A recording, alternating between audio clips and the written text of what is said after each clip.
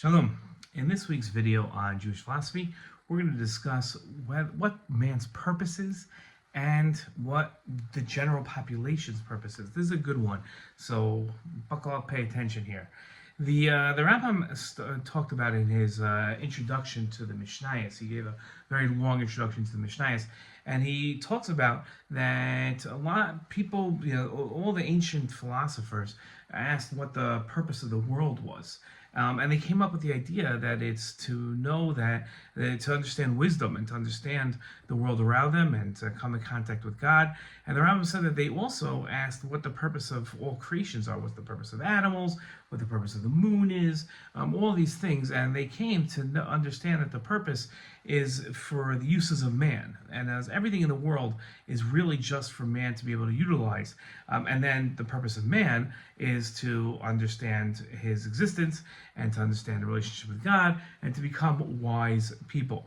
And to really rise himself, as we've discussed before, above just being an animal and being a wise, scholarly creature. That quotes one of the early philosophers who says that the purpose of God desires from us to be pious, wise people. That's the idea. Mataras Hashem banu shnia nevunim tzadikim, wise and righteous, understanding people.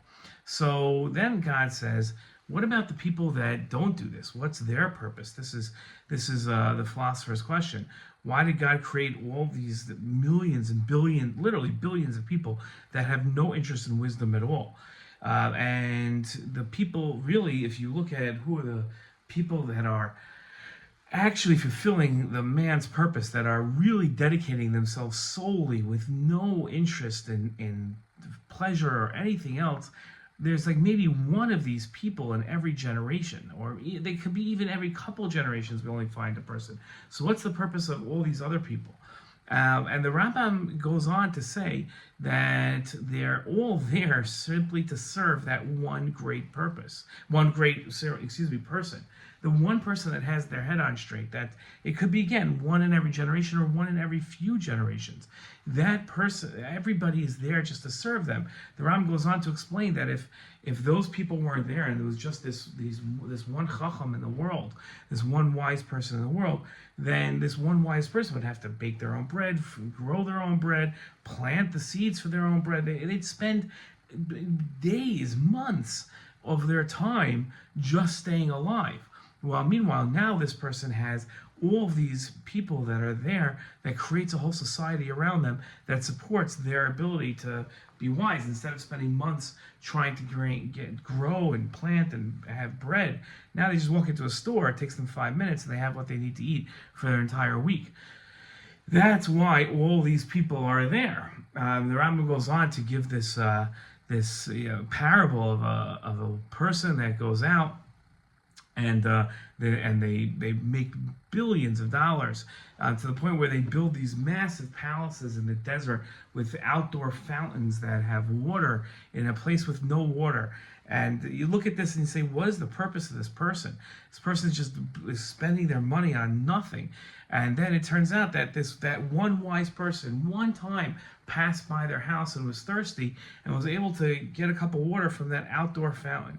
And all of this person's wealth and riches were all designed just to have them build this palace so that the wise person who has their head on straight and is doing what they're supposed to do had enough to drink one day. It's a very interesting look at life, and causes you to ask. The Rambam goes so far. Let me just throw one more thing in here, where Ben Zoma, one of the great scholars, mentioned in the Talmud, whose teachings are mentioned in the Talmud, used to say that he says that he used to praise God, who created all these people to serve me. It's an incredibly arrogant statement, it would seem, right? To say that thank God that all these people were created so that they could serve me, the wise person. How could a chacham like Ben Zoma say something like that? And how could the Rambam go ahead and say that all these people are just created for that one wise person every couple of generations? Now, it seems that this is a statement that's maybe supremacist, or I don't know, you could come up with a lot of terms for this. It's very troubling, but rather the Rambam, you have to understand the Rambam in the totality of his understanding of the world. One of the lessons the Rambam teaches when it comes to free will is that we all have free will. We're not forced into anything. Every single person can choose what they want to do for their lives, to the point where the Rambam says that any single person could be a tzaddik like Moshe Rabbeinu. In other words, even the level of Moshe is not beyond us. It's just a question of the choices that we make in life. And the Gemara goes ahead and says it's not just Ben Zoma who thinks, the Talmud teaches it's not just Ben Zoma who says that the whole world was created for him, but rather that should be all of our attitudes. Kol echad ve'echad chayav lomar b'shvili niver olam. The Gemara in Sanhedrin teaches that every person should say that should think that the world was created for me, meaning that this wise person that exists in every couple of generations, or one in every generation, that could be you. It's just a question of how much you're willing to work for it and the choices that you're willing to make in order to become that wise person. If you're willing to set aside the pleasures of the world and just strive for wisdom, that could be you. And then it would turn out that the whole world was created to serve you. It's just a question of how bad you want it. Shalom.